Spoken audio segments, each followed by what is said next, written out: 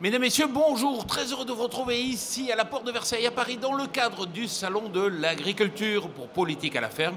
Et j'ai le plaisir d'accueillir Xavier Bertrand. Bonjour. Bonjour. Alors, vous êtes président du Conseil régional Nord-Pas-de-Calais-Picardie. Quel message vous avez souhaité apporter aux éleveurs en crise et aux agriculteurs ici? Le message qu'on a passé dès le 11 février, c'est-à-dire pour commencer, un plan d'urgence pour nos éleveurs. Les discours terminés, ils ont besoin d'actes très concrètement. La région, elle ne peut pas faire à la place de l'État, elle ne peut pas faire à la place de la Commission européenne, mais elle n'a pas vocation à rester les deux pieds dans le même sabot. Donc pour commencer, un plan d'urgence pour permettre de passer les mois qui viennent, et on est en train de mettre en place une nouvelle politique agricole, et puis aussi, ce n'est pas forcément le rôle de la région, mais je développe aussi d'autres idées, parce que je plaide aujourd'hui pour qu'on mette en place en France des territoires francs comme il y a des zones franches en milieu urbain, c'est-à-dire des territoires francs où, pour la ruralité, pour le monde agricole, pendant 5 ans, 10 ans, il y aurait jusqu'à un certain niveau de revenus, pas de charge fiscale, pas de charge sociale. Au bout d'un moment, il faut savoir ce que l'on veut. Parce que le salon de l'agriculture, ce n'est pas l'occasion, 8 jours dans l'année, de penser aux paysans. C'est 365 jours sur 365. On doit y penser en tant que consommateur, mais on doit aussi y penser en tant que responsable politique. Si ça ne vous dérange pas d'avoir du lait qui vient de Russie ou de Chine, c'est votre problème. Moi, je préfère que le lait que je donne à mes enfants, ou la viande que je mange, ou les légumes, ça vienne du territoire national et, si je peux me permettre, même de mon territoire régional. Alors, ça vaut la peine de faire des efforts. Et puis, en tant que consommateur, je suis prêt à payer un peu plus cher si je suis sûr que ça va dans la poche du producteur, pas dans la poche des intermédiaires. Philippe Mangin, vous représentez ici le monde des entreprises, vous êtes président d'Invivo, vous représentez les coopératives. Comment vous percevez ce message?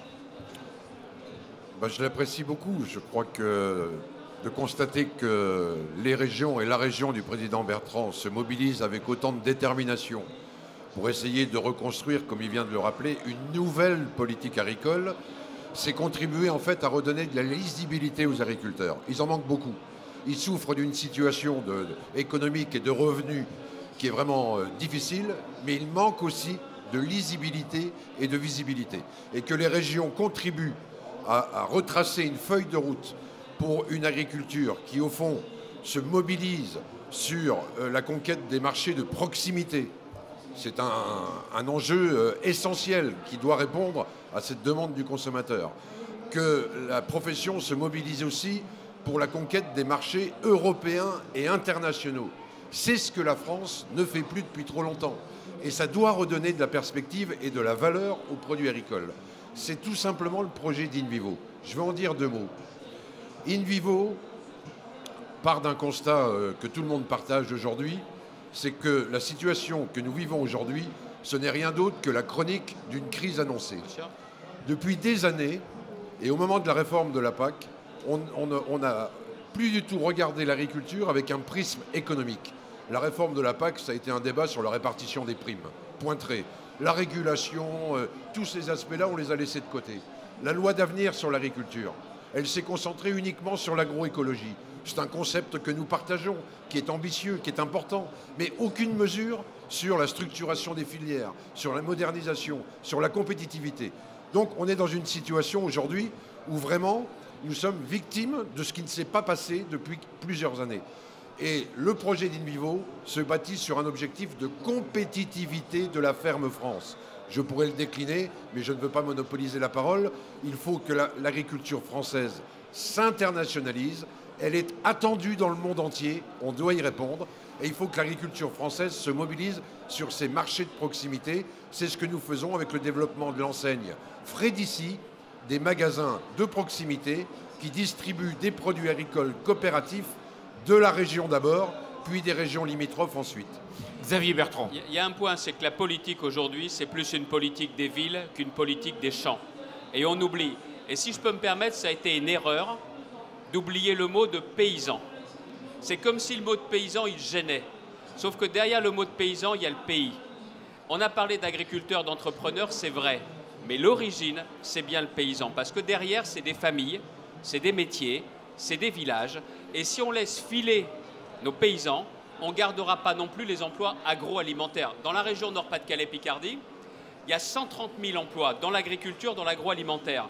Laissez filer l'agriculture, vous ne garderez pas les emplois agroalimentaires. Voilà pourquoi il faut se battre, mais pas seulement 8 jours dans l'année et pas seulement avec des beaux discours. Ils n'attendent plus des discours, ils veulent tout simplement vivre. J'ai vu ce matin des jeunes, 19 ans, 22 ans, ils veulent vivre de leur passion, ils veulent reprendre une exploitation, mais ils veulent juste avoir devant eux de la visibilité. Il y a les prix, parce que quand même, être agriculteur aujourd'hui, c'est la seule profession où on vous oblige à ne pas respecter la loi. On vous oblige à vendre à perte. Ça ne va pas durer longtemps comme ça, ils n'en peuvent plus. Donc voilà pourquoi aujourd'hui, il faut qu'il y ait une régulation des prix, mais il faut aussi jouer sur leurs charges. C'est comme tout ménage, il y a ce qui rentre, les prix, il y a ce qui sort, les charges. Au moins les charges, ça dépend du niveau national et on n'a pas besoin d'attendre que Bruxelles se réveille. Xavier Bertrand, supposons qu'en 2017, la droite soit à nouveau gagnante. Qu'est-ce que vous allez engager comme réforme forte pour l'agriculture? Écoutez, moi je suis dans ma région et je resterai dans ma région. Entre revenir dans un gouvernement ou être dans la région, je choisis ma région. Maintenant, il y a aussi des idées que je porte. Il faut intervenir au niveau européen, ça a été dit, sur la régulation. Et la deuxième chose, c'est que l'idée de ces territoires France, c'est pour donner la visibilité 5 ans ou 10 ans, pour qu'on sache justement que ce n'est pas une année blanche qu'on va avoir. C'est tout simplement de la visibilité pendant 5 ans ou 10 ans. La profession, elle sait comment se moderniser.